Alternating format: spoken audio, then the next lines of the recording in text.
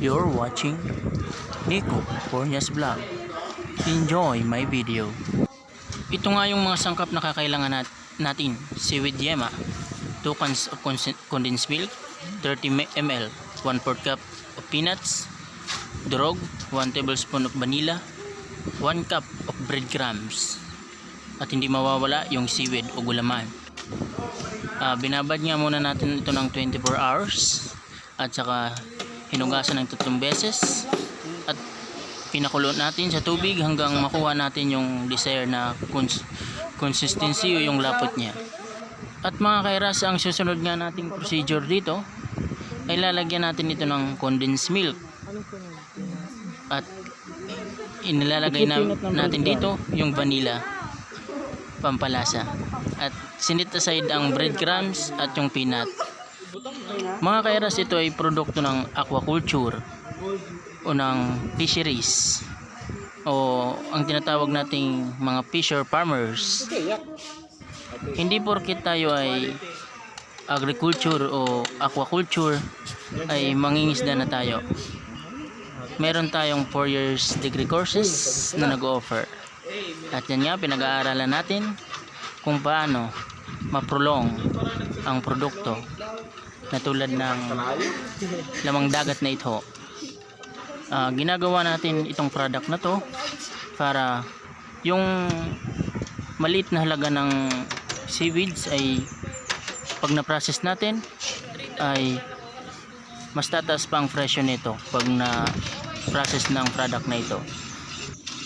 At yun nga, inilagay na namin ng breadcrumbs, inihanda na namin dahil ito, sabi ko nga, yung talino natututunan niya, pero yung attitude ng isang tao hindi, kasi simula nang pinanganak siya, yun na talaga yung magiging ugali niya. Yung mga kasama ko dyan, sila yung pinapagawa ko, kasi paano ba naman nila may experience yung ganyang bagay?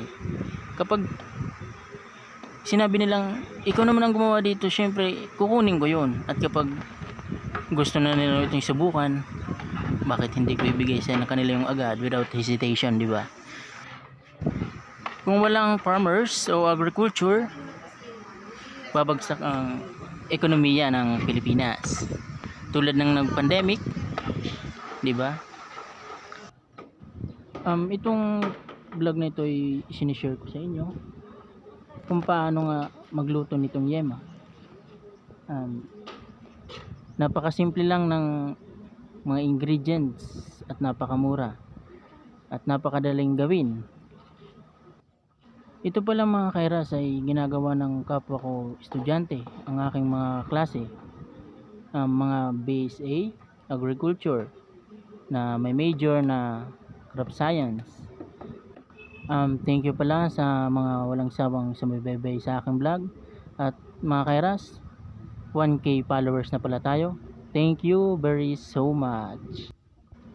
Itong niluto pala namin ay isang yema na may twist na seaweeds na galing sa dagat. Hindi lang pagtatanim ang agriculture, kundi meron din tayo na pagluluto, kasi malawak ang saklaw ng agrikultura. At ito nga ang sinasabing the backbone of the economy. Again, thank you for watching to my vlog. You're watching Nico Pornias Vlog.